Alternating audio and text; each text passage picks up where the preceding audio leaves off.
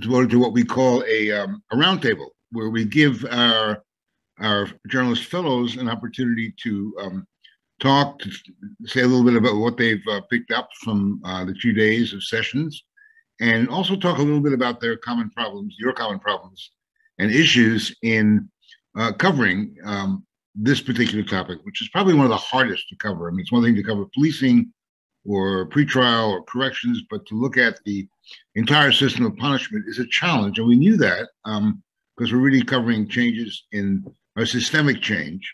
And so your ideas are really as important as whatever our speakers might have to say. And what I propose to do is, after introducing our speaker, our facilitator, is go over to you guys and say, here's an opportunity for you to say what you feel needs saying. You can raise your hands and say, I'll ask for comments, or I may in fact take the chair's prerogative and just pick on some of you because you have made some interesting comments in the chat room. So if you don't want to speak or you don't want to be on screen, just let me know. That's fine. You can speak by audio, or you can just bow out. It's up to you, but I'll give you an opportunity. So let's begin. To carry up the final part of our program, and as we like to say, last but definitely not least, which is a stereotype but true. In this case, we have Danielle Sered, who directs Common Justice. You've heard a lot about Common Justice over the last hour or so as well, but I'll let Danielle talk a little bit about that. She is the author of The Other Side of Harm, Addressing Disparities in Our Response to Violence, which is really right on the mark for what we're talking about here. The Other Side of Harm. I kind of like that as an opening. So Danielle, I'm going to give the floor to you. We've asked Danielle to prepare 10, as an example, 10 trends that are worth watching and worth covering over the next a little while when we're talking about our system of punishment. And she's prepared a PDF for that, which we'll put on screen right now. And I'll let Danielle take the floor. Welcome, Danielle. Thank you. Thank you all so much for having me with you today. And it's a delight to be with you as you close this out. And I'm looking especially forward to the conversation part of this. And so I will move fairly quickly through this. I think we can scroll just to show a tiny bit more. And then I think we could take this off screen and share it out at the end or later for people as well. But I'm going to talk while we're together about the top 4, crime survivors' perspectives on police, prisons, and justice reform, how to understand the rise in gun violence and what to do about it, solutions to violence, where they are and how to grow them, and the one below there, why prisons are failing to produce safety and what that should mean for sentencing policy. And the other 6 may come up in conversation. If not, we'll be happy to share those out with you. We will share them. We'll post them online as well, so people have an opportunity to access them. Perfect. So yeah, I think we can let the screen go and I'm happy to chat. And so I'll talk briefly, so most of our time can be in conversation. And what I can share is the sort of guiding questions for me in thinking about how to frame the stories that need telling, kind of how to narrow the hundreds of stories I want all of you to tell. The themes that underlie all of these are, how does power function here? Who has it, who doesn't, who gains, and who loses if things change, right? So what happens if that's a central question we're asking about all the stories about criminal justice? Who are the stakeholders, including ones that may not be immediately obvious? Like whose life is at stake in the outcomes of these? Who is fighting for change and how? So like, where are the organizers? Like the electeds always get interviewed, the organizers rarely do. And there is a gap in knowledge when that happens. And then what perspectives are absent and what changes if they're included? And so these are the kinds of questions that I imagine are part of your discipline as journalists. And so hopefully they resonate well. So the first story that I think is vastly undertold, and I truly think it's undertelling over the last 40 years, has been one of the single greatest contributors to the rise in mass incarceration. And I take a lot of responsibility on the part of our movement for reform in not elevating the story sufficiently, in not knowing ourselves how to tell it, and in not making you tell it. but I will not take as much responsibility for that going forward after this webinar. And so the truth is that the stories we tell about crime survivors are artificially monolithic and therefore inaccurate, the way any stories that draw on a non-representative subset of people of a given group are not accurately reflecting that group. Crime survivors are far more likely to be Black people and other people of color. They are far more likely to be people who have not engaged in the criminal justice system at all. And they are far more likely to be people who support systematic, often extremely bold reforms to our criminal justice system. Most of the stories we get publicly are about survivors who oppose reform. That is often because those are the people who are recruited by people who are opposing reform to speak at their press conferences. The speakers at press conferences are not always representative. So our crime victims are disproportionately white, disproportionately women. And I say that as a white woman who has survived rape and who has lost loved ones to murder. Like my entitlement to speak as a survivor is certainly not lost on me, but I don't confuse that with my being representative of other survivors' voices. And so we need more stories about who survivors are, what they want, how they experience the criminal justice system, where their interests diverge from police and prosecutors, and what happens to them when they do, inequities in victims' compensation, and why so many survivors are or are becoming abolitionists. I think it's really important to note fewer than half of victims of violence call the police in the first place. And that's the Bureau of Justice Statistics data, right? So even that number is probably more generous than a better survey might be able to achieve. Another half of those victims will drop out of the process before the first grand jury or preliminary evidentiary hearing, whatever it's called in a given jurisdiction. So that means a full 75% of survivors of violence have opted out of the criminal justice system in the first place. There are reasons for that. And those reasons are really important to surface. They are about the ways in which incarceration fails to serve victims.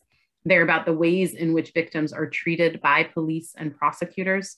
I always say, if you want to find someone who really hates a defense attorney, don't look for a prosecutor, look for a defendant.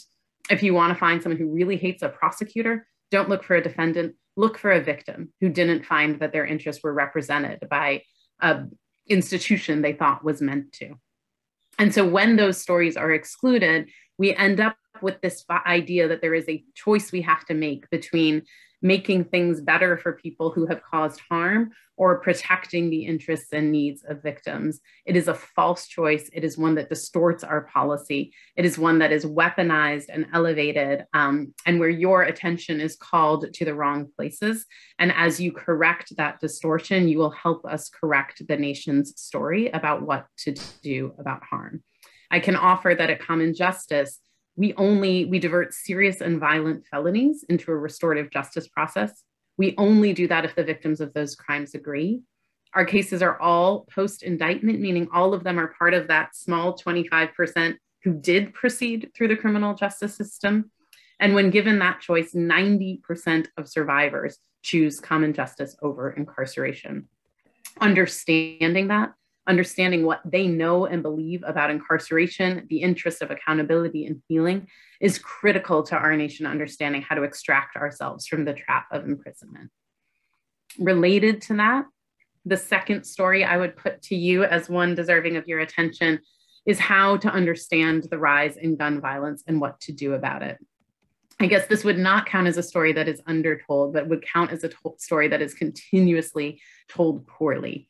Reporting on crime trends vastly relies on law enforcement sources to make meaning of those trends, fails to put them in a larger social context, including all the crime that is still underreported and why, what actually drives violence, what other than policing is working to reduce violence, and what things would look like without those interventions, what adverse roles policing and incarceration have in producing or failing to quell rises in violence.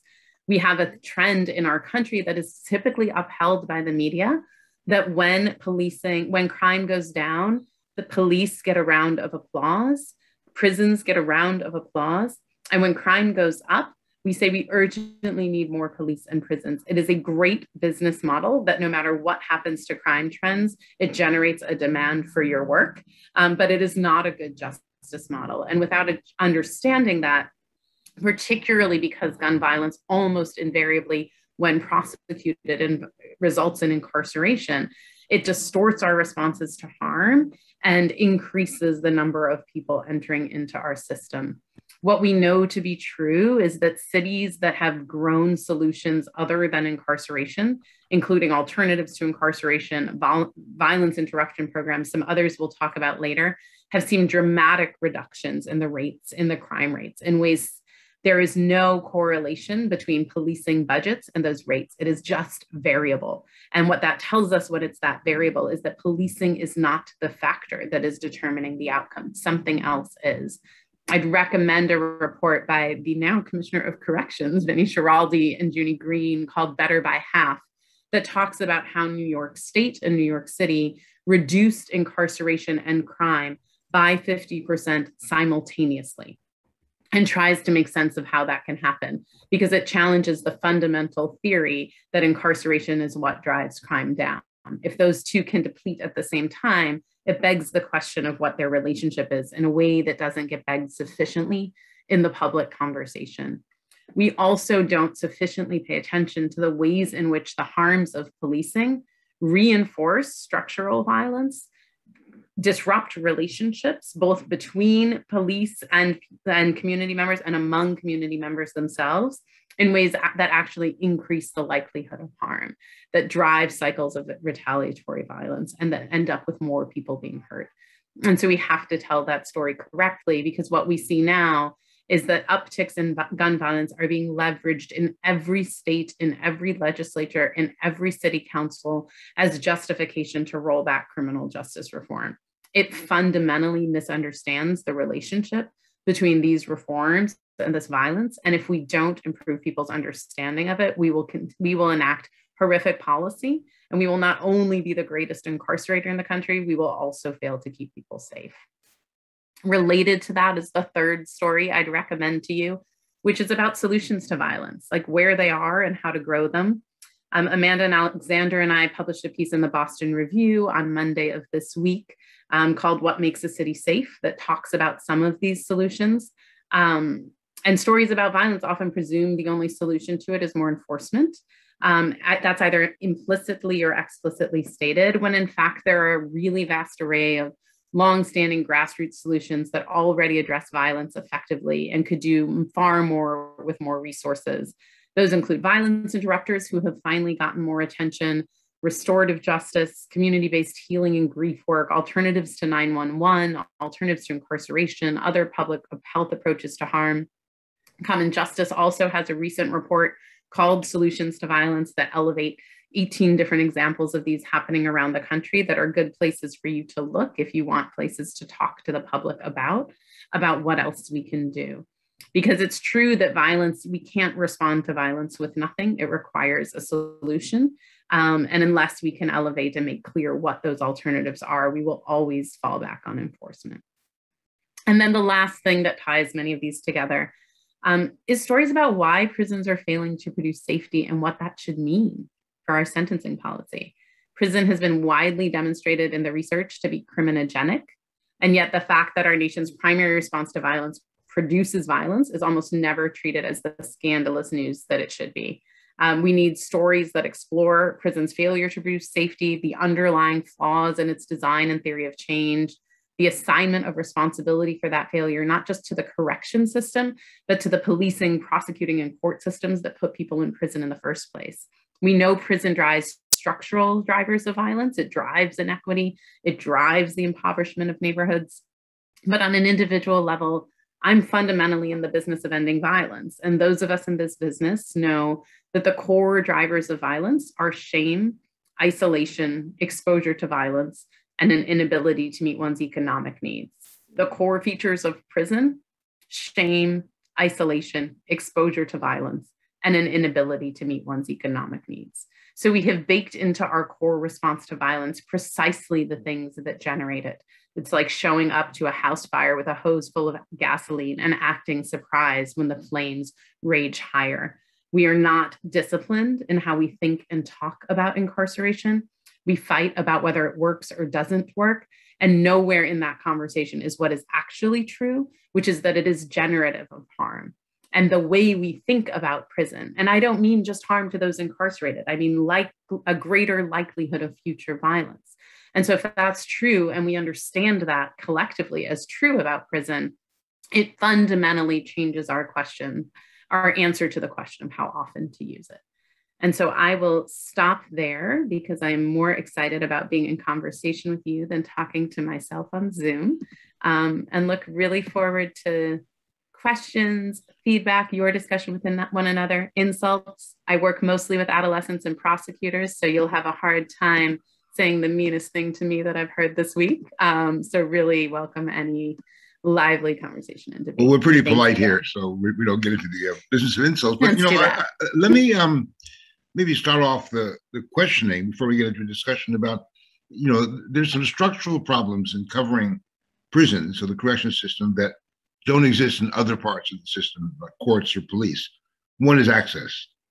And how to get over that barrier is a problem that I think all of us face. Any suggestions? I mean, it's super challenging. And I would say two things. I mean, one that is that there are literally tens of millions of formerly incarcerated people in the United States.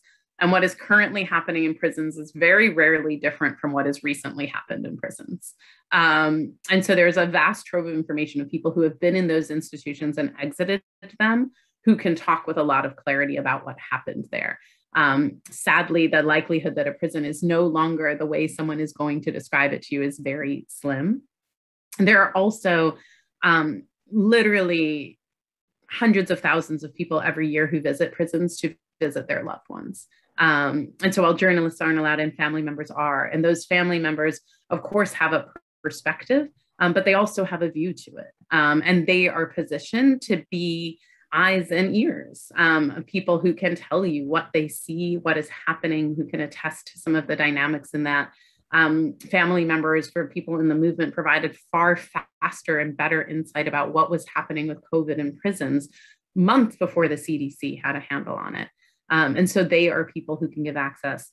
And then there are people who operate programs in prisons who also are able to kind of be eyes and ears within there. It is not the same as you having direct access. And I recognize you have responsibility in terms of like the certainty about the information you're getting from various sources, but all of those sources are ample and ready to talk.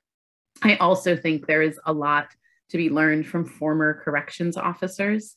There is no one I have met who believes less in prison's ability to change people than the people who have worked in those institutions. And so they don't get the same questions about their presumed bias as family members might, as people who worked, in the business of jailing people. But former corrections officers tend to have, unlike current corrections officers who are very afraid to speak out of turn, retired or recently departed corrections officers are also often great sources.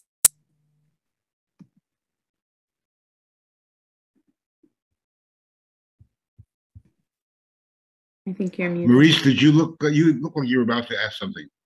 No. You had that look on your face about imminent question. Listening. Okay, we have a couple of people already in the room who do want to ask questions, but I want to ask the rest of you to think about and comment on some of the things that you picked up over the last 2 days and sort of meld them with your ideas about issues or topics or elements of this topic that you might want to cover and the ideas that you might have. So we have a question from Jordan in the Q&A box, Jordan Wilkie, and I'm going to look for him. I think he's in there, but I can't find him right now I can't find him exactly where he is, but I'm going to go to Wista Johnson first and ask her to come on. She's now on. I'm going to ask her to unmute. Wista, go ahead. Hi, thank you, Stephen and Maurice, for inviting me. I'm currently not attached to any news organization, but I was for many, many years. And thank you, Danielle. I just want to start by saying some of the points that you made point directly to my experience. First, as a mother of someone who was incarcerated for just about 17 years of his life, who eventually died in prison. I was a journalist at the time that was going on. So my interest in criminal justice came about because the things I learned visiting him. And I had no knowledge of, no interest in criminal justice at all prior to that. But then, so the past, I think since like 2014, I've been blogging about criminal justice issues, trying to keep in mind my perspective as a mother and also the grandmother of 3 or 4 young men who have been incarcerated, but also trying not to let that bias the way I report about it. For example, I did do a piece about the poor training of people who go into corrections and a lack of compensation. So I just want to say that. And I think, and say hello to my fellow journalists. Since I work at home alone, blogging and doing a podcast, I don't have that interaction with them. So I just want to say, I actually have written about everything from ban the box to, bail reform, to the harm that's done and the unrealistic expectations that people have when people come out of prison. Having looked at people that I know come out and they're totally in a fog. They don't know where to go and the families don't know how to help them. But just sitting in on this, I always try to come to an event saying that I know a lot, but there's a lot more that I can learn. So I actually jotted down 7 different things, which I won't repeat here. But I think, well, the one thing about comparing the systems here, I think I had the notion that there's this place in the world where they're doing so much better than us. And I understand now that's not true. That, that was my impression too. I'm totally depressed about it. And also, of course, I want to report, I have talked about people who come out and have been successful, but then someone pointed out to me, you don't want to report that story in a way that does not question why they were there in the first place. So that little nuance was helpful. Humanizing the impact of the carceral system on people, I'm big on that. And Ronaldo was very helpful. He was extremely articulate, almost brought me to tears talking about his transformation. Revamping and compensation. I have 2 people in my family who were in corrections in New York City. One was a deputy warden and the other was a captain. And quite often I've been at odds about talking to them about it because I thought they have different perspectives on it. I actually invited to my podcast someone who's actually in corrections right now, but he was a little afraid to do it, so I couldn't speak with him. Also to say the panelists were all great. I've been following Larry Krasner's, his progress, district attorney in Philadelphia, but he did say something. I think we focus a lot on what's bad and what's not going well. And so I've just learned a lot, and to use a phrase, I think Stephen used it a lot, do a deeper dive into what I write about and to try to remember that there are multiple perspectives and that I need to learn and grow as I do this and, just be out there to try to make a change. I'm still determining whether I want to be an abolitionist, but I think that's a question a lot of people are struggling with because they want to know, well, what does the world look like? One, if you abolish the police. And the other thing I might say, I think a lot of times when people talk about abolish journalists, we don't ask, what does that really mean? And I think a lot of time it just means reinvesting money, or part of it means that. And so people go away with the notion that now we won't have police. If something happens, who am I going to call? Or if somebody does something that we find egregious, then where are they going to be? How will I be protected from that? So that's all I have to say. I don't want to monopolize, but thank you for the opportunity. And it's been a wonderful experience for me. Thank you. I thought these hours, I'd be like, oh my God, but I actually been terribly engaged for both days. So thank you. Thank you, Ista. I'm going to go to Can Jordan I just interject one thing? Yes. Oh, go ahead, Maurice. She mentioned Ronaldo Hudson, and he didn't say it, but I think people who were moved by him or who listened to him, he was on, as he said, he was on death row. He got off death row in 2003 when George Ryan emptied death row in Illinois, commuted 167 people sentences who were on death row. And you have to wonder if that hadn't happened, whether Ronaldo Hudson would be alive today. And to hear his story, and there has to be others out there with stories just as powerful as his, who are just waiting for people to find them and to tell their stories. Thank you, Maurice. Jordan, the floor is yours. Do you unmute yourself?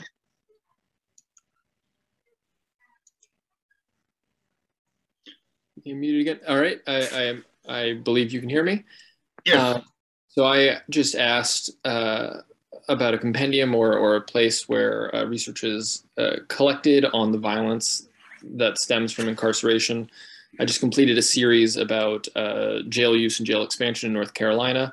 And one of the experts I talked to at the School of Government here at University of North Carolina stressed that, unnecessary pretrial incarceration leads to more misdemeanors being committed and more felonies. And I didn't get to explore that very much. I'm also struck by my other coverage of prisons and the number of infractions there, the number of PREA complaints that happen that are not documented in actual crime statistics. So I just mentioned that as this is, I think, a rich area of further coverage that I would like to learn about. And I wonder if there's a great go-to place for resources to begin my education on this issue. That's a good question. Danielle, you want to answer? Right. At the risk of seeming self-promoting, I published a book called Until We Reckon: Violence, Mass Incarceration, and a Road to Repair.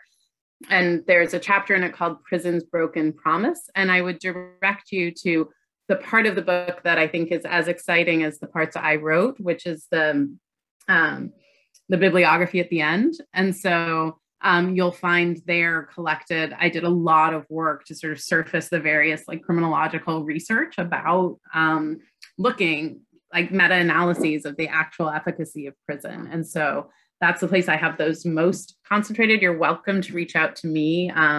If you don't want to read the book, I can send you that page from the bibliography.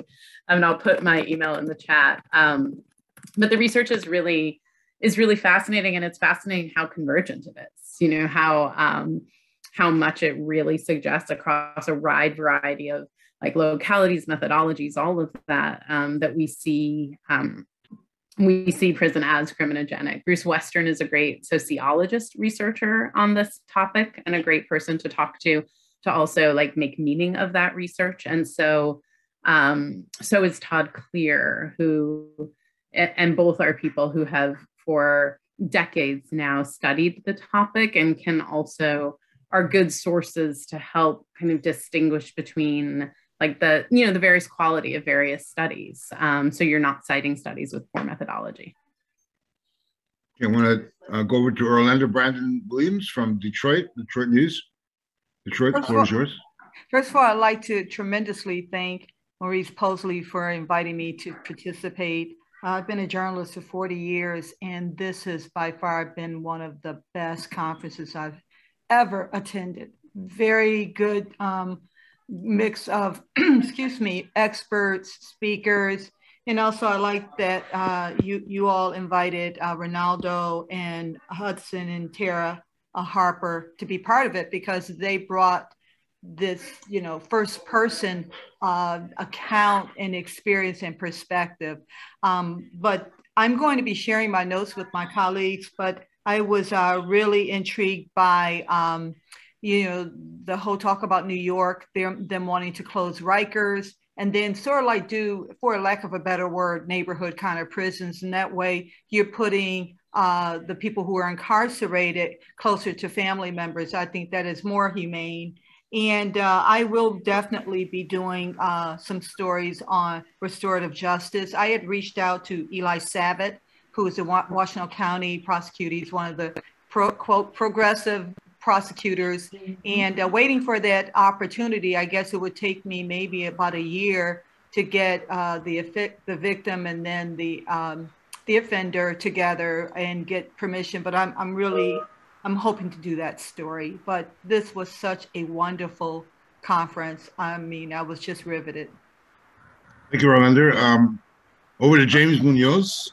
James, you have the floor. Thank you. I just love seeing the other side of this with the judges, the prosecutors. The panel was just terrific. But the fact that from the 70s to 2010, the high prison rate between that time. The idea that unless people die in prison, they're all going to come home.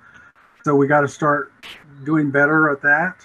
And then how policing and incarceration really hasn't gotten us any safer. And the call to have lawmakers stand up, you know, and care about what's happening with people who come out again to the real world. And I really love the program where they said that mothers, quote unquote, were calling defendants to remind them of their appointments and court hearings. You know, there's an idea that sometimes you can't pray for yourself. You have to have people pray for you. So this might be the first time these defendants get any kind of care from someone who says, hey, you have an appointment tomorrow at 2 p.m. You might want to be there. And then I like the DA who talked about having a dashboard with real-time activity at their courthouse. But anyway, thank you for turning me on to this, and thank you to everyone who participated. James, let me ask you, do you see any stories that you might get into as a result of what you heard? I mean, are there any ideas that you picked up? Absolutely. My sister and brother are missionaries, and her father-in-law has done prison ministry in Texas with Worldwide Voice in the Wilderness for like 45 years. And one of his followers, if you will, lives here. So they recently had a golf tournament just last week to raise money for a shelter or a halfway house that they want to build that gets people back on their feet. So we definitely need to do more stories on that. We had them on our community affairs show, but to follow that and see people come through that is our responsibility. And so we look forward to doing that. Thank you for mentioning that. That's an area that we omitted, really, not for any particular reason, but it's the whole topic, the idea of faith-based ministries and what's going on inside prisons, prison fellowship. You know, the effectiveness of those are rated quite high. I have no way of judging them. I don't know any data on them.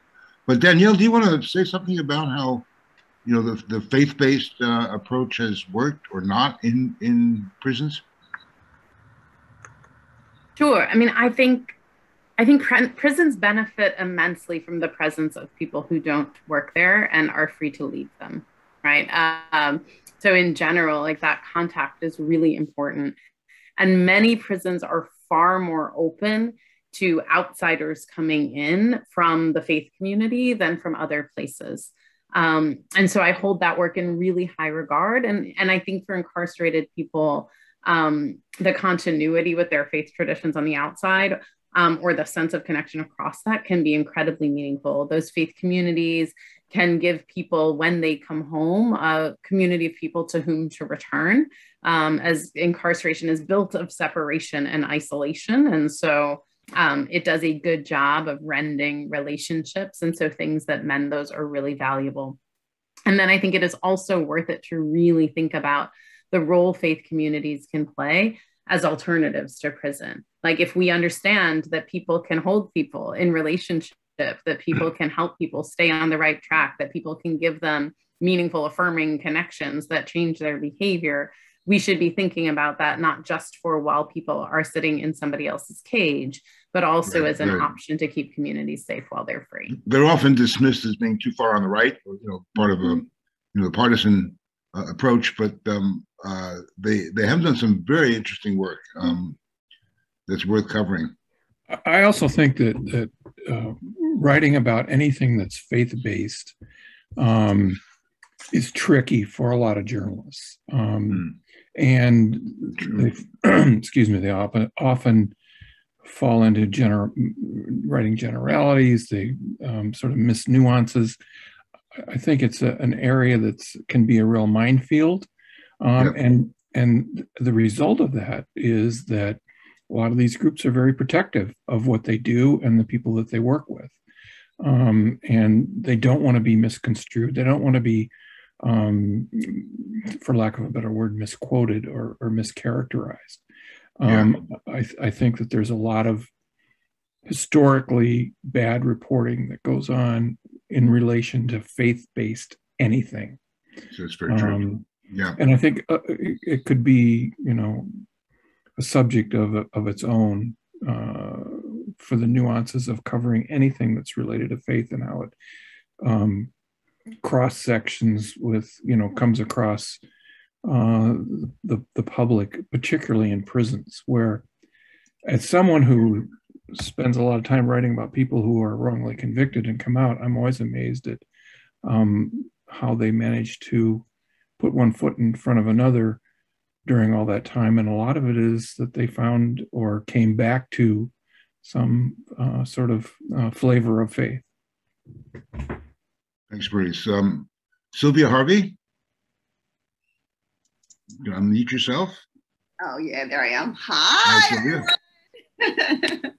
This has been absolutely just unbelievable. I feel like I've been working on mass incarceration for at least the last 5 years, sort of solely on that, really looking at the intersection, race, class, policy, and incarceration, but also looking at the different social institutions that are sort of, that impact mass incarceration, right? So we're looking at the school to prison pipeline. I'm looking at the child welfare system. So how all these things sort of operate in their own silos, but also come together to, exacerbate the impact of mass incarceration.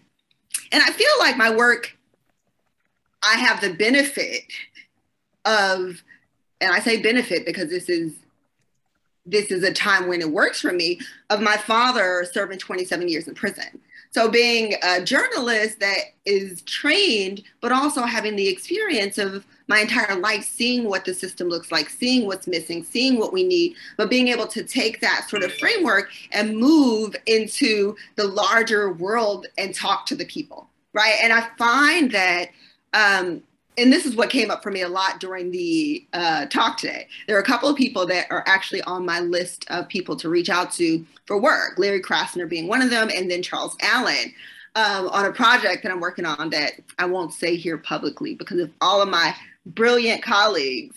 But I do find that there are gatekeepers. And I think that's something that we haven't really spent any time acknowledging. I did appreciate Stephen coming and saying, hey, well, actually, we do want to do these stories and we do push these stories and we pitch these stories, but there's always, well, is this hot right now? Is this relevant? Is this something that people want to hear about, right? So it's really battling this idea of presenting what is important, what can actually move society, but also being able to eat, right? So how do we balance doing the work, but also making sure that we're supported and making sure that we're, our work is recognized in a way that is more than just, doing this labor of love, right? Because it is a labor of love, but it is also relevant and it's important. And we need to be able to do more of this work. So yeah, I guess my big takeaway, besides having so many great story ideas, it's, you got to think about where you're going to place these stories and how are you going to make sure people recognize this stuff is important and is relevant. And this is what we need to do in order to move, society's mind frame.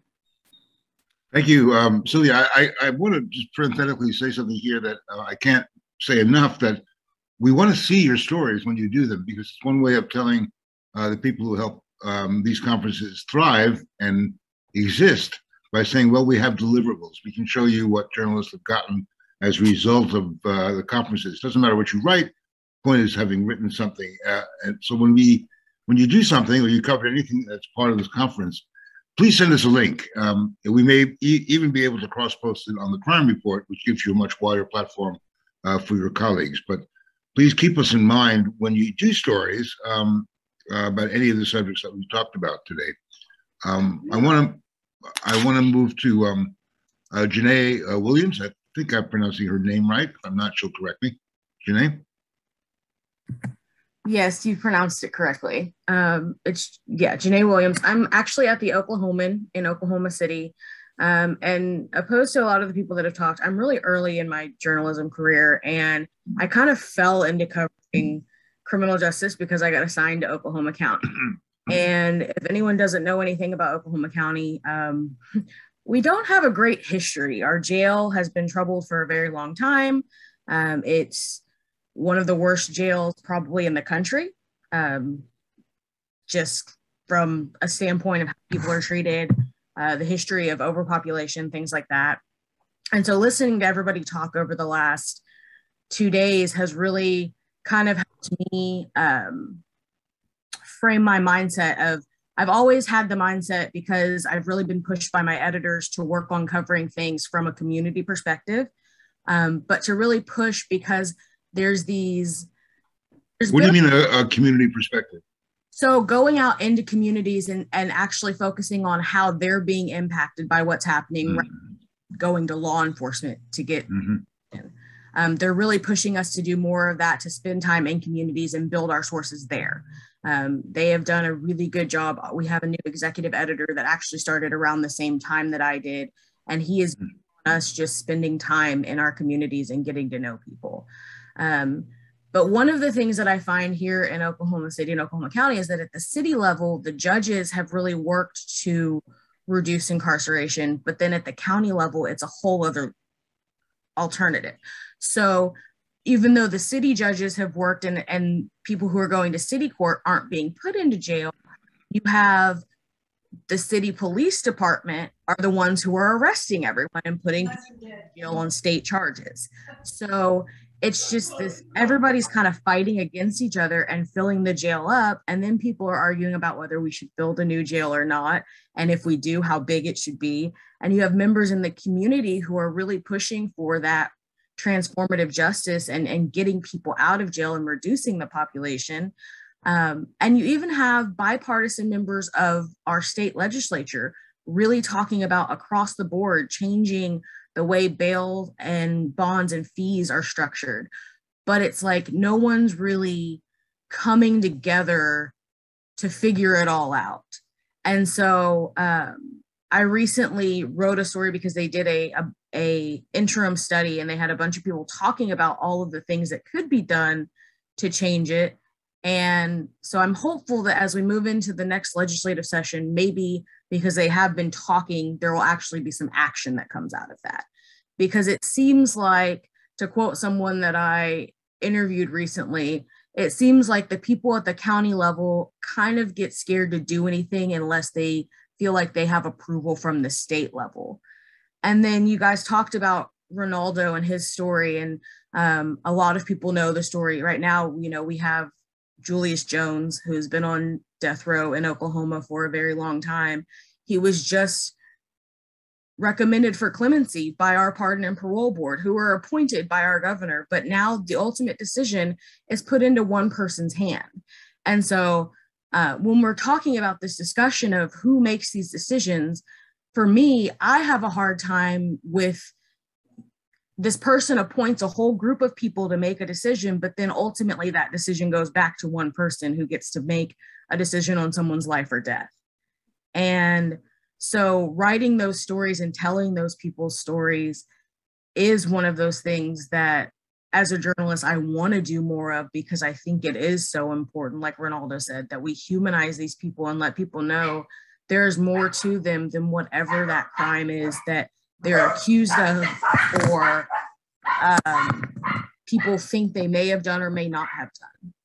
So I'm thankful that I was able to take part in all of this, because it has definitely given me a lot of ideas and a lot of things that I want to kind of move forward and pursue with, and ideas to give to like our education reporter for her to look into and things like that as well. So in God's work for sure, Janae. So I commend you on that. And what you just said raises a very interesting point that, you know, Crime Beat has always been segregated in a way. I mean, we cover courts, we cover crime, we cover police, and we really see how crime and criminal issues or criminal justice issues fits into some larger questions like education, science, and to get more people, especially in today's environment where there's fewer reporters chasing the same stories, working together inside a newsroom or even outside can produce some really interesting holistic stories about the system itself, where it's,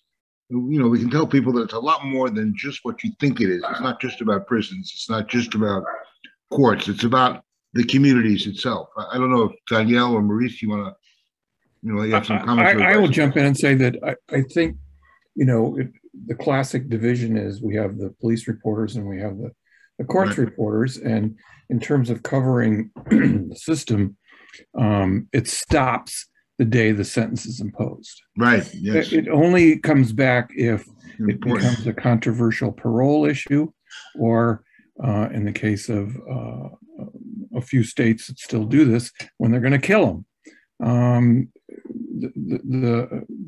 or perhaps the parole issue, you know. But those are few and sort of far between. The press interest sort of stops the day the court case is concluded. And I think that those days contributed to some degree to a lot of the reporting that fueled, that took up, you know, what was going on in the 70s and 80s with, you know, the super predators sort of stuff, and the crime is out of control and we've got to crack down. And because our sort of scope, our vision back then didn't go any further than that, we had no perspective. And so we sort of lapped it right up and wrote those scare stories. And I think we still see some of that happening. You know, it's a hugely important point, I think. We've talked about this, where, you know, these outliers become trumpeted by whoever wants to use it for their political purposes, whether it's the police union, whether it's the anti-bail reform people, whatever the particular thing that they're for, and the perspective is not there. You know, anyway, that's where I think that, you know, we dropped the ball as journalists. I say I was a journalist for more than 30 years and covered the courts, and am as guilty as anyone else. It was done.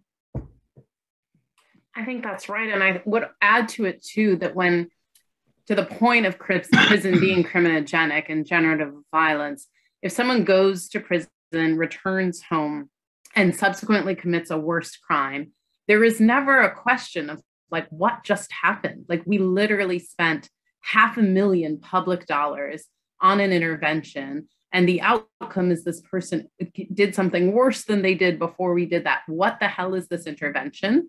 Where is the evidence that supports it? Who is responsible for the duration of this sentence? Not just blaming the prison, but also asking about the prosecution, about the sentencing imposed by the judge, all of it. Like, you never get the salacious story being like, somebody came home from a program and committed a new crime, if that program is prison, right? And I think when we understand, if we were to actually start to hold that institution accountable for the vast number of its failures in a way that was even remotely proportionate to the way programs get held accountable, like the program Willie Horton was in had a 99% success rate. That is an impossible standard to beat if that's how the public dialogue is going to be shaped. And so I think there is also something about exploring, we all know there are high rates of recidivism, but exploring that through a lens of the ways in which prison is generative of further harm.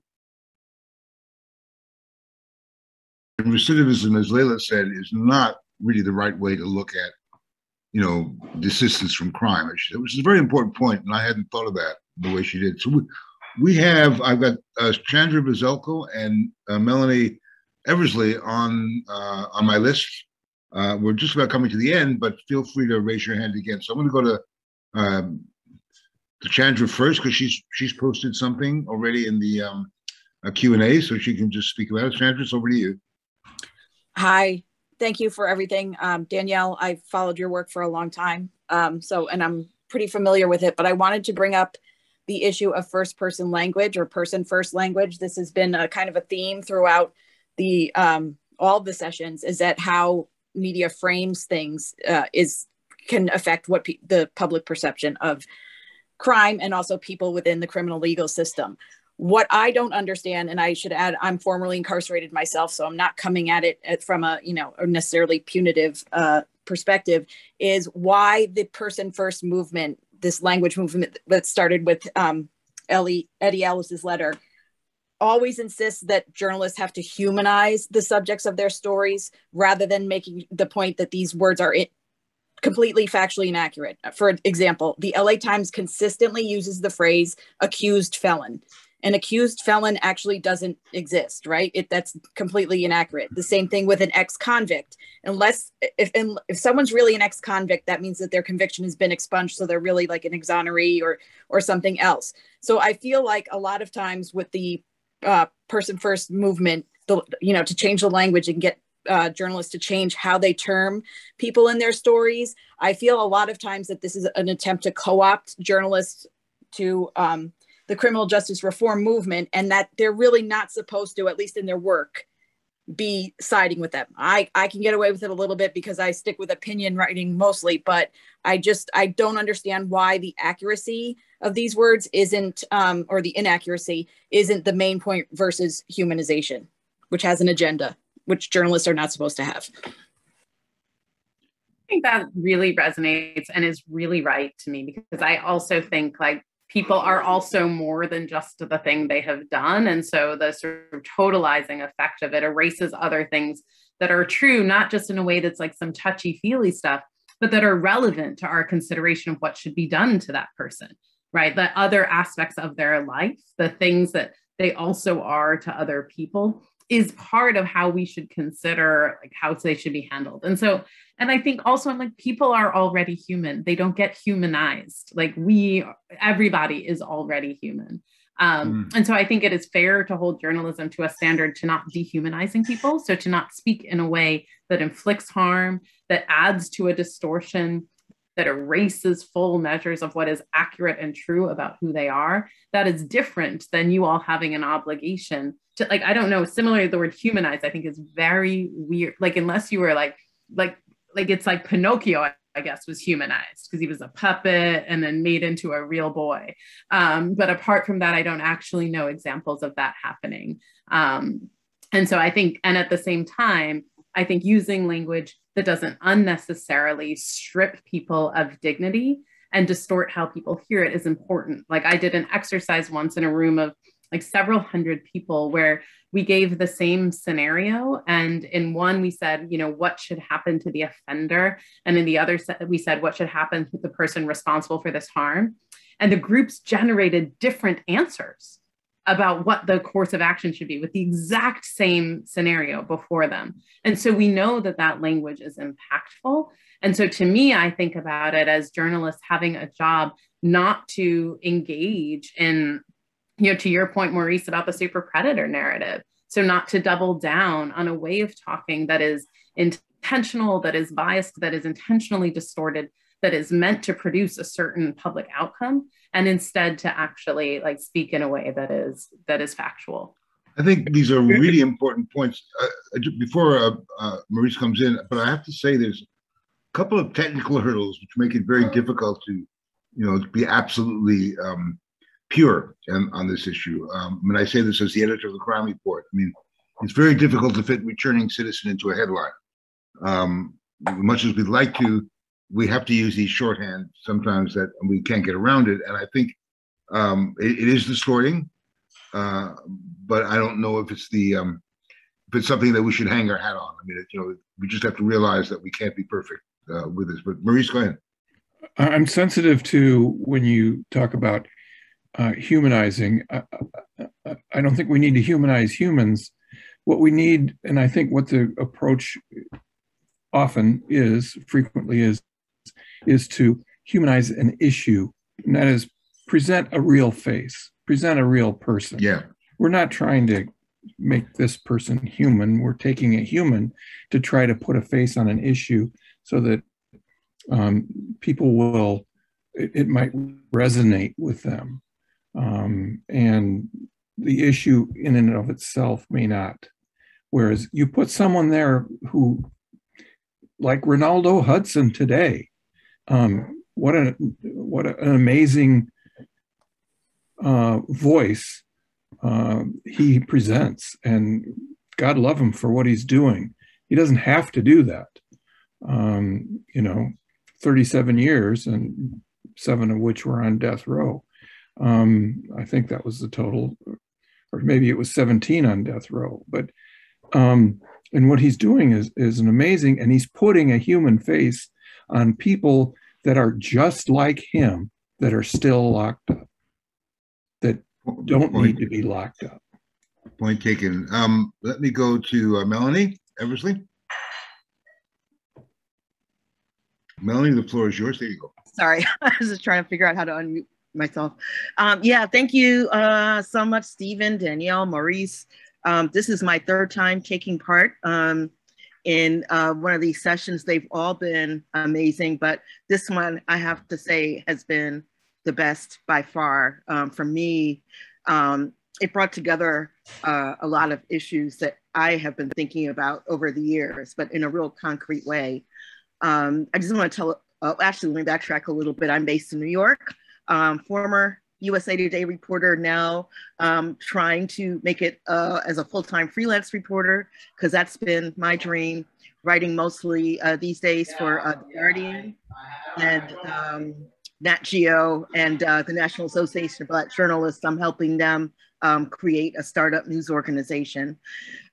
Years ago, I remember just when I was reporting on a criminal justice story, I remember interviewing a gentleman from Oakland, California, who was an advocate for people behind bars. And, you know, we both were talking about how it's impossible to kind of separate race from the whole incarceration issue.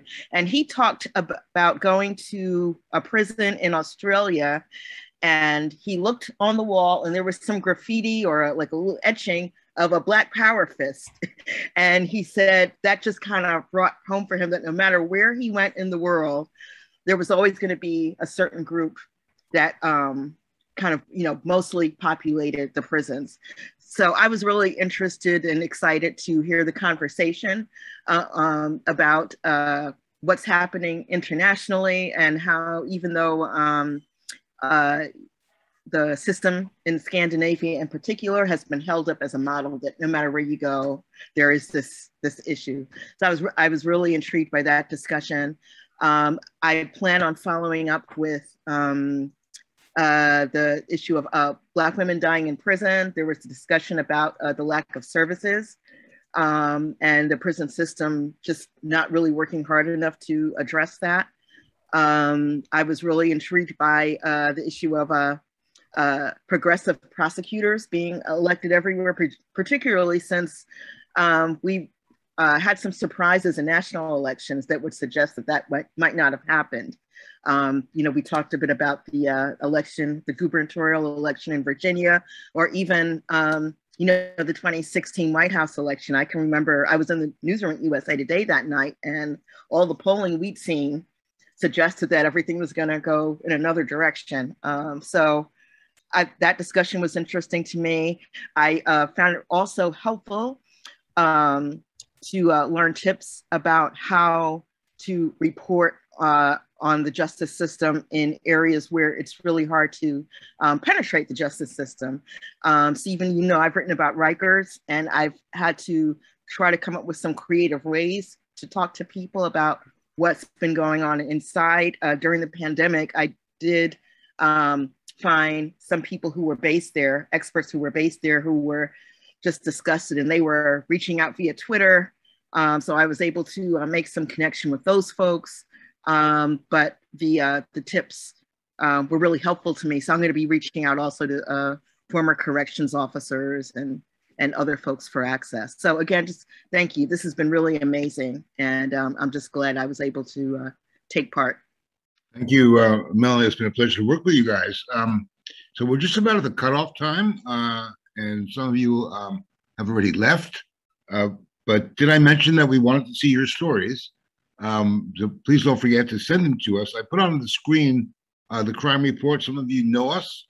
One of the few perks of the fellowships that we do offer is that you get a 1-year trial free subscription to the crime report, which is a daily newsletter that comes in your inbox, either, or you can get it, you know, every week if you I've got too much stuff in your inbox. And it gives you a sense of what's going on in the criminal justice world with some of our own material. And it's also where we publish your material. So if you go down through the journalist conferences in the upper section, you'll see the conferences that we have held, and you'll see ours there. And on this page, we will be posting your stories, more research items, research from our speakers and fellows. So it's a place to keep in mind when you're looking for sources or ideas for these stories. But beyond that, as I said, we will be recording. We are recording all of the sessions today and yesterday. As soon as they're ready to post, it does take a bit of time. They have to be formatted, then posted online in our YouTube channel. As soon as they're ready, I will let you know, and I'll stay in contact with you guys and let you know about that. And of course, stay in contact with us. Some of you are return visitors. We'd love to see you again. We'll have other conferences over the next several months on other subjects. So you'll be hearing from us again. And don't hesitate to contact either myself or Maurice with any questions you have. But it's been a real pleasure to have you guys with us. I know our speakers felt the same. They loved your questions. They love an engaged audience. And no matter what people say, other people feel about journalists, I think they really are open to a really direct and transparent dialogue. And I know you guys appreciate that and take advantage of it. So once again, we're going to close off this conference for now. I wish all of you the best of luck in doing your stories, and we'll stay in touch. So again, go well, stay safe, and we will see you all soon. Take care.